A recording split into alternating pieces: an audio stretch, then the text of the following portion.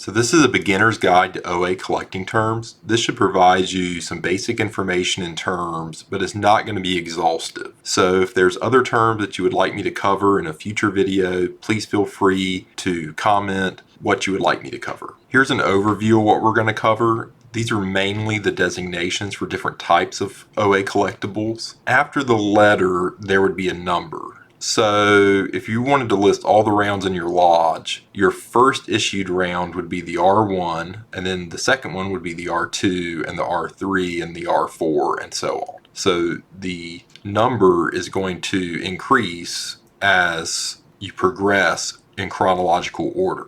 Sometimes an issue may be found later that was not previously known, but it goes in between two other issues. So instead of renumbering, what the original Blue Book decided is they decided to do decimals. So if you found something between the R1 and R2, you might have a R1.5. So don't get confused if you see that. It's just going back and putting it in place without renumbering the other issues. Here are some of the miscellaneous terms we're going to cover in the video.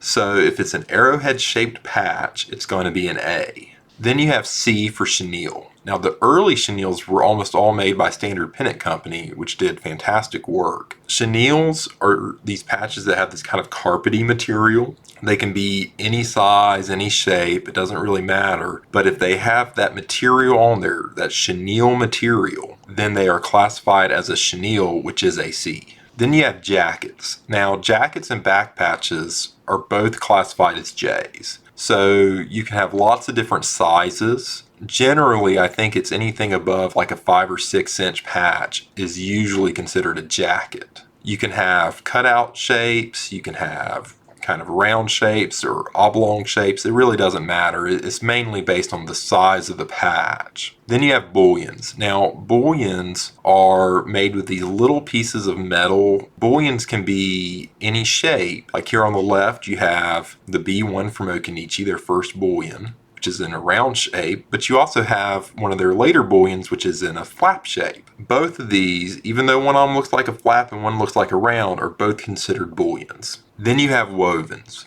Wovens are represented with a W, and they are a very thin material. Very, very thin.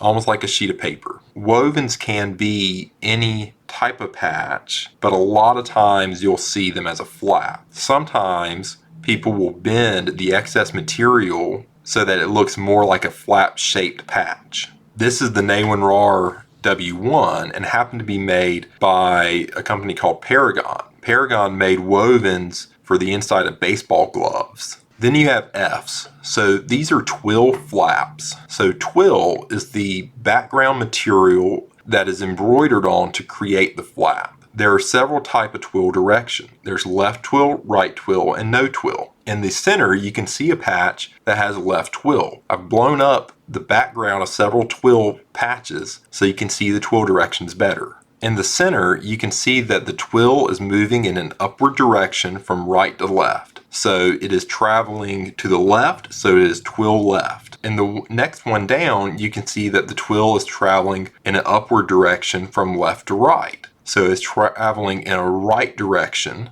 so it is twill right. This can be a little confusing to newer collectors. Most of the time, if I have a newer collector ask me a question, it's about what is twill and why is it traveling in this direction or that direction. Finally, you have no twill. No twill, I think, is often confused with very fine twill, where it can be very hard to see what direction it's traveling in. No twill would really be vertical, or I guess you could look at it as horizontal twill. The ridges are not actually traveling to the left or the right. There are not a lot of no twill patches. Most of them are going to be left or right twill. I don't know why that is. It just seems to be the case. Then you have smooth versus rough twill. This is a little more advanced, and if you don't feel very comfortable looking at patches and determining if they're smooth or rough twill, that's okay, because a lot of advanced collectors have trouble with this too. If you look at these, you can see that the one on the left, the twill lines seem to be a little smaller. They don't seem to have kind of those deeper ridges, and it seems smoother. where the one on the right is rougher. So that means that there's more space between the twill lines. The ridges seem like they're deeper. It looks rougher. Some lodges have varieties in some of their patches where one variety may be a smooth left twill and the other one may be a rough left twill. There's actually a typo on this slide. It should be twill left rough on the right. This is the F1B and F1C from Naywanrar Lodge. So in S, a solid embroidered flap is fully embroidered.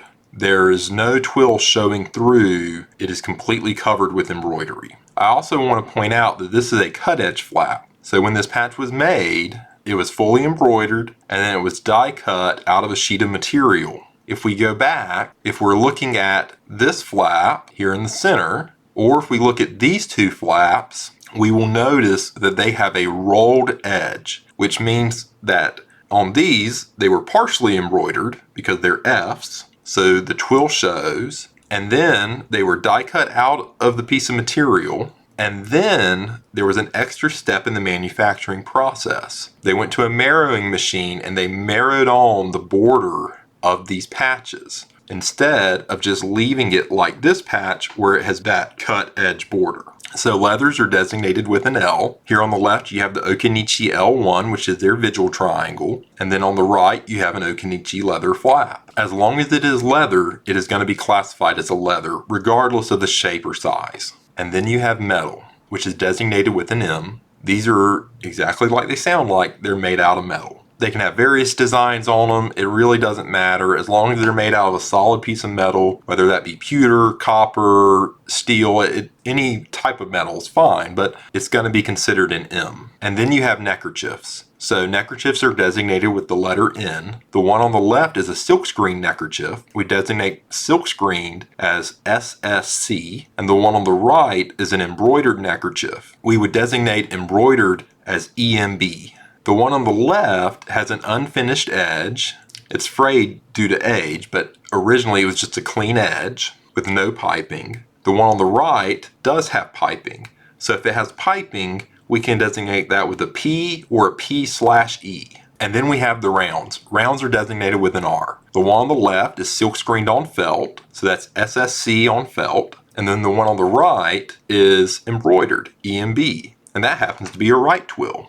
Rounds can range in size, whether it be a 2-inch, a 3-inch, a 4-inch. If it goes 6 inches or more, it would probably be considered a jacket patch. And then you have odd shapes. Like the name, these are all the other shapes that don't fit in the categories of the other letters, such as R or A. Odd shapes are designated with the letter X. Some odd shapes may be like this one where it's cut out, or you may have odd shapes that are square or rectangle or anything else. In general, the hobby basically agrees on how the designation system works for most issues. You will find that sometimes among advanced collectors there are disagreements on issues that are categorized as Ys or Qs or Zs. I'm going to lightly cover these, and if you'd like me to go more in depth in a different video, you can talk to me about what specifically you want me to cover in the comments. So Ys generally are samples or homemade items. Maybe some other oddball items may end up in this category. The one on the left is supposedly the Naywanrar Lodge 296 S1 prototype. The one on the right, which you also saw earlier,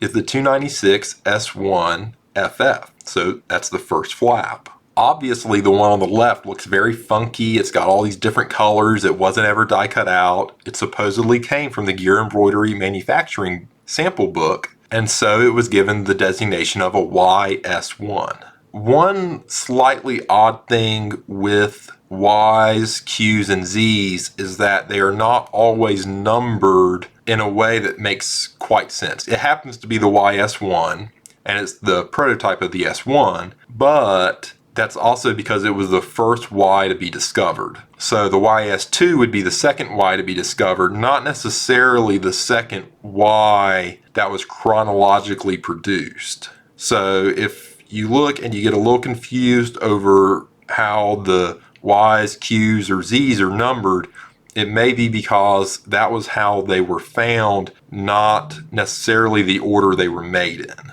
And then you have Qs, and I kind of slid ARM in here, ARM, which stands for armband.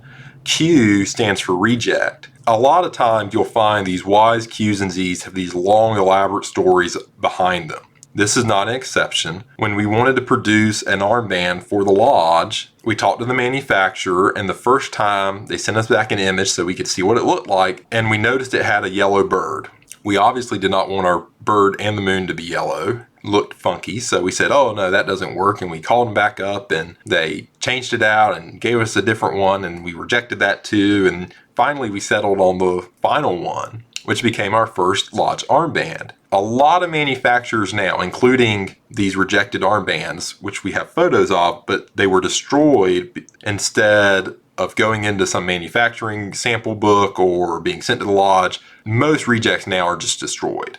And most of the time, they don't send out samples to lodges anymore. But back in the day, before internet and the connectivity of things, a lot of times these patches, these samples or prototypes, whatever you want to call them, were sent out. Even if they were rejected, then they may have been kept by the lodge, or they may have been kept by somebody if they weren't destroyed, and they ended up in a collection. And over time, that's how they showed up and were later cataloged. So then you have Z, which is fake. In my mind, some private issues can qualify as fakes, but some private issues are not fakes. I'll give you an example. If there's a cook team advisor and he makes a cook team patch and everyone on the cook team can earn the patch and he hands them all out and they're all distributed in good faith, to me that is not a fake. Now, if someone makes up a patch representing a lodge or council or anything else and they sell that patch to make money, essentially they're faking that it was a real issue and of the lodge or the council, and they're trying to make money off of it. I would categorize that as a Z. So just because it's a Z doesn't mean it's a fake of a specific patch. So here on the screen, you see there's the Nawenrar S1 that we've already looked at, and it's the one on the left. In the center, kind of overlapping it, is the fake of the Nawenrar S1, and that would be the ZS1. So how do we know it's a fake? Well, the easiest way is to look at the tags to the border. So the tags to the border are these little lines where the embroidery machine went either between the letters or from the letters to the edge and so on. If you look at the N, on the first hump of the N, on the fake, there's a little line to the border. On the real one, that line is not there, it's actually on the second hump. And then if you look at the last part of Naowen, the horizontal line above the N, on the left of the real one, there's a tag to the border, and on the fake, it's on the right. So that's an example of a fake that was made of a real patch, trying to deceive people into thinking that it was a real Nawenrar S1. Then you have the patch on the right, which is just a very crude embroidered fake that's really not of any specific Nawenrar patch. It may be of a S2 or 3 or something, but it doesn't really have characteristics specific to any Nawenrar patch. It's just a very crude fake. So that's kind of an example of a fake that's not really targeting any specific patch, but was made with the intent to deceive, and someone wanted to make them and make money. So then you have event issues, and event issues are a little bit different. What you do is you have an E, a lowercase e, which is for event, and then you're going to have the shape of the patch. So it's going to be an A, an R, an X, whatever it would happen to be under normal identifying designations. And then you're going to have the date of the patch. And then if there were more than one issued in a year, you'll have a hyphen. And depending on where it is in the place of the year chronologically, you'll do a number. So let me walk you through these examples. So for the first one, it's a fall fellowship from 1965. So we know it's going to have a lowercase e for event. It's an arrowhead shape, so it's going to have an A, and it's 1965 to 1965. It was the only issue that year, so there's no need to put a hyphen or any additional number. Next, we have the LOT round, and we don't know the date. It's not dated, and we just don't know. It's one of two patches for my lodge that we weren't able to trace down the date to a specific year. We're going to have an E for event, and then we're going to have an R because it's a round, and we know it's 19, and then we're going to put XX because we're not sure of the date. And because the second one, we know that it's the second of the two, so we put -2. So then here's the last one. This is a really easy one. So you put E for event, and then you put an X because it's an odd shape. Looks like a coffee mug. And then you're going to put 2015 because we know it came out in 2015. And it was our spring ordeal, which was our third event of the year. So you're going to do -3. Finally, I want to go over cloth versus plastic back. The patch on the left is a cloth back. The patch on the right is a plastic back. This happens to be an S26, and we designate these with an A and B variety. Now, later, more and more patch companies started putting different types of seals and information on the back of the patches on their plastic logos. This means that if you ordered from one manufacturer one year and another manufacturer the next year, even if it was the same design, and even if the fronts look very, very similar, you can flip them over and easily tell the difference. This has led to a lot of different varieties in some of the standard flaps from multiple lodges. So this is always something to be aware of as you're collecting.